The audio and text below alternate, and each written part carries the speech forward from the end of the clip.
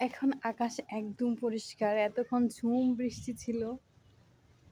আর এখন একদম স্নিগ্ধ আকাশ আর হালকা বাতাস। বৃষ্টি সবসময় ভালো লাগে কারণ আকাশটা অনেক স্নিগ্ধ দেখায়।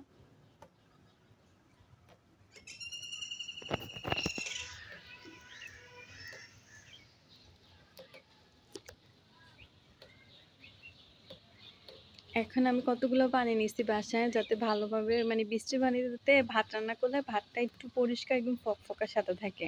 আর বৃষ্টির পানিতে ভাত রান্না করলে ভাতটা সহজে ঘামেও না, অনেকক্ষণ ভালো থাকে।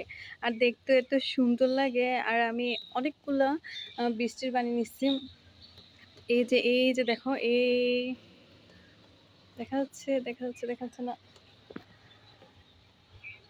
এই যে এই ড্রামটাতে বৃষ্টির পানি সবসময় রাখি ড্রামটাতে। আর আমি এখন পাতিলে করে সসপ্যানে করে পানি নিয়েছি, পানি নিয়ে রাখছি জমাইয়া, যাতে রান্না করার সময় আমার কষ্ট করে ছাদে না উঠতে হয়। কারণ বৃষ্টির পানিতে ভাত রান্নলে এত সুন্দর থাকে ভাতটা, দেখতেও ভাল লাগে, খাইতেও ভাল লাগে। তো তোমরাও ট্রাই করবা বৃষ্টির পানিতে ভাত রান্না করতে। আমি ভাবতেছি যে এরকম একটা টাঙ্কি নিয়ে আসবো।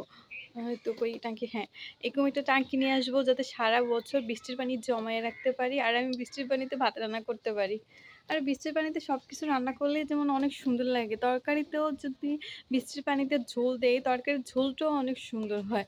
আর তোমরা কে কোথা থেকে ব্লগটা দেখতেছো কমেন্ট করে জানাবে। আর তোমরাও কি আমার মতো বৃষ্টির পানিতে রান্না করো সেটাও আমাকে জানাবে।